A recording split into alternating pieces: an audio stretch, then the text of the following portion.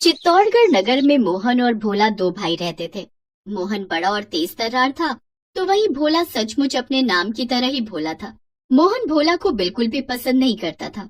मोहन और उसकी पत्नी अक्सर इस ताक में रहते कि कब वो उसे घर से निकाल कर बाहर करे। अच्छा जल्दी कुछ कीजिए ताकि हमें इस भोंदूराम को और मुफ्त की रोटियां ना खिलानी पड़े। मैं भी इसी मौके की तलाश में हूँ भाग्यवान। बस मुझे वो मौका मिल जाए तो मैं इसे लात मारकर सारी जमीन से बेदखल करूँ। एक रोज उस नगर के राजा ने सारे नगर में घोषणा करवाई कि जो भी सबसे अच्छी गाजर की खेती करेगा उसे इनाम दिया जाएगा। ये बात सुनकर मोहन के मन में लालच आ जाता है। अगर मैंने गाजर की अच्छी खेती कर ली तो इनाम तो मुझे ही मिलेगा, लेकिन वो इनाम मुझे उस भोला के साथ भी बांटना पड़ेगा, जबकि उसको खेती करनी तक नहीं आती। सारी मेहनत मेरी होगी और इनाम दोनों में बटेगा। तो आप एक काम क्यों नहीं करते जी, उस भोला को पहले ही जमीन का बंजर हिस्सा थमा दो। उसमें वो कुछ उगा नहीं पाएगा और हम अपने खेत में अच्छे से खेती करेंगे और इनाम जीत जाएंगे। मोहन बिल्कुल वैसा ही करता है। वो भोला को बंजर हिस्सा देकर घर से निकाल देता है।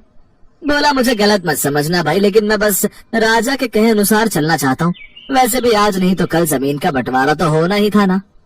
इस तरह चालाक मोहन अपने उपजाऊ खेत में गाजर की खेती कर लेता है, जिससे उसके खेत में कुछ समय बाद बहुत ही अच्छी गाजर उगकर तैयार होती है। तो वहीं दूसरी तरफ बेचारा भोला अपनी बंजर जमीन पर कुछ भी नहीं उगा पाता, क्योंकि उस पर हल तक चला पाना मुश्किल था। भोला अपने बंजर खेत के बगल में ही झोपड़ी बनाकर रहने लगता है। ऐसे ही दिन बीतते हैं। प्रतियोगिता का समय नजदीक था। एक रोज उदास भोला अपने बंजर खेत में बैठा हुआ होता है कि तभी एक खरगोश उछलता हुआ उसके पास आता है और वो बार बार पेड़ के नीचे बैठे भोला का हाथ चूमता है, मानो वो उससे कुछ कहना चाहता हो। अरे इस बंजर भूमि पर ये खरगोश क्या कर रहा है? लगता है ये मुझे कहीं ले जाना चाहता है। भोला उस खरगोश के साथ वहाँ से चला जाता है। वो खरगोश उसे पत्थरों के पास ले जाता है, जहाँ वो देखता है कि उसके नीचे कुछ खरगोश दबे पड़े हैं। भोला उन सभी खरगोशों को एक एक कर बाहर निकालता है। तभी वो खरगोश भोला को धन्यवाद देते हुए कहता है, तुम्हारा बहुत बहुत धन्यवाद। तुमने आज मेरे परिवार की जान बचाई है। हम तुम्हारा ये उपकार कभी नहीं भूल सकते। तुमने हमारी मदद की है, इसलिए मैं तुम्हें ये गाजर देना चाहता हूँ। ये एक जादुई गाजर है। इसे तुम अपने बंजर खेत में गाड़ दो, फिर देखो कमाल। जादुई गाजर? भोला ने वैसा ही किया। उसने जैसे उस बंजर खेत में उस गाजर को डाला तो वो पूरा खेत ताजी ताजी लाल लाल गाजर से भर गया। अरे वाह, ये तो सचमुच जादुई गाजर का खेत बन गया। तुम्हारा बहुत बहुत शुक्रिया जादुई गाजर देने वाले खरगोश। अगले दिन प्रतियोगिता का दिन था। सभी नगरवासी अपनी अपनी गाजर लेकर राजा के दरबार में पहुंचे।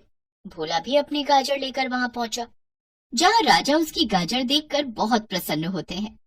अरे वाह, ये तो बहुत ही सुंदर लाल लाल और मोटी गाजर है। इतनी सुंदर गाजर मैंने आज से पहले कभी नहीं देखी। कहीं यही वो गाजर तो नहीं जिसकी मुझे तलाश थी। फिर राजा भोला के पास जाते हैं और उससे पूछते हैं, सच सच बताना, ये गाजर तुमने खुद अपने खेतों में उगाई है या ये कोई जादुई गाजर है? राजा जी, सच कहूँ तो ये एक जादुई गाजर है जो किसी ने मुझे उपहार में दी थी। फिर भोला उसे सारी बात बताता है।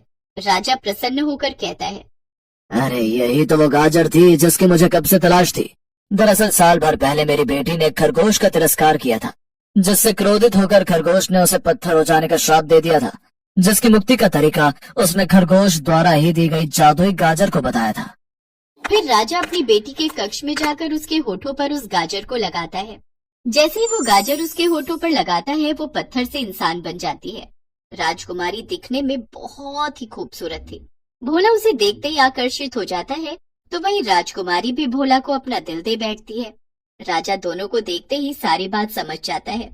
फिर वो भोला से कहता है, भोला, आज तुम्हारे ही कारण मैं अपनी बेटी को जीवित देख पा रहा हूँ। अगर तुम उस खरगोश की मदद न करते तो ये जादुई गाजर हमें नहीं मिलती। इसलिए मैं अपनी बेटी का हाथ तुम्हारे हाथ में देना चाहता हूँ। लेकिन महाराज, राजकुमारी को तो अच्छे से अच्छा राजकुमार मिल सकता है, फिर मुझ गरीब के साथ? हाँ, लेकिन तुम्हारे जैसा नेक दिल इंसान इसे नहीं मिल सकता। और राजकुमारी मेरी इकलौती बेटी है, इसलिए मेरा जो कुछ है वो तुम दोनों का ही है। इसलिए अब से तुम दोनों मेरे साथ मेरे इसी महल में रहोगे। इतना कहकर राजा उन दोनों की शादी करवा देता है और भोला, जो कल तक एक गरीब किसान था, आज महलों का राजकुमार बन चुका था। ये देख उसके भाई और भाभी को अपनी करनी पर बहुत पछतावा होता है, लेकिन वो अब भला पछतावे के सिवा और कर भी क्या सकते थे। बेलापुर नाम के गांव में आलोक नाम का एक व्यक्ति अपनी पत्नी शोभा और बेटी मीनू के साथ रहता था। आलोक बड़ी मुश्किल से अपना और अपने परिवार का गुजारा कर पाता था। उसके पास ना तो कोई जमीन थी जिस पर वो खेती कर सके और ना ही कोई दुकान थी जिसके सहारे वो अपना घर चला सके। शोभा, अब हमारी मीनू भी धीरे धीरे बड़ी हो रही है और मेरे पास तो कोई जमा पूंजी भी नहीं है। पता नहीं कैसे पढ़ा पाऊंगा उसे। हे भगवान, हमारी मदद कर। गांव में अगर किसी के घर की या खेत की साफ सफाई करनी होती थी तो वो आलोक कर दिया करता था, जिससे उसकी थोड़ी कमाई हो जाती थी। मगर ये रोज का नहीं था, कभी उसे काम मिलता था तो कभी वो बेरोजगार रहता था। क्या करूं शोभा, कोई पक्का काम मिलता ही नहीं जिससे कि अच्छी कमाई हो जाए। आलोक किसी पक्के काम की तलाश में निकल पड़ता है। काम तलाशते तलाशते उसे शाम हो जाती है और वो घर आ जाता है। शोभा, अगर कुछ खाने के लिए बनाया है तो दे दे, मुझे बहुत जोरों की भूख लग रही है। जी, आज के लिए थोड़ा सा आटा और सब्जी बची थी, वो बना दी है, पर ना जाने कल का क्या होगा। ओहो, अब क्या कर सकते हैं, जो है वही ला दे। मैं खुद काम की तलाश में सुबह से भटक रहा हूँ, लेकिन कहीं काम नहीं मिल रहा। मैं तो परेशान हो चुका हूँ। जी, आप दुखी मत होइए, भगवान ने चाहा तो जल्दी ही हमारे अच्छे दिन आएंगे। आज तो ये रोटी सब्जी नसीब हो गई, लेकिन पता नहीं कल ये भी मिल पाएगी या नहीं। आलोक रोटी सब्जी खाते खाते काम के बारे में सोच रहा होता है, तभी वो सोच में पड़ जाता है। अरे वाह, रोटी सब्जी, ये तो बहुत अच्छी बात है। इसी रोटी सब्जी से मेरा काम बन जाएगा। आलोक खुश होते हुए शोभा से कहता है, शोभा, मेरे दिमाग में एक जबरदस्त आइडिया आया है, जिससे मेरी अच्छी कमाई होगी। बोलो, क्या तुम मेरा साथ दोगी? हाँ हाँ कहो, क्या आइडिया है? मैं सोच रहा हूँ क्यों ना रोटी सब्जी बनाकर बेचूं। जी, आइडिया तो अच्छा है, पर हम उसे बेचेंगे कहाँ? हमारे पास तो कोई जगह भी नहीं है। हाँ, ये तो मैंने सोचा ही नहीं। खैर, अब कुछ और काम ढूंढता हूँ। अगले दिन आलोक काम की तलाश में निकल जाता है, लेकिन सारा दिन भटकने के बाद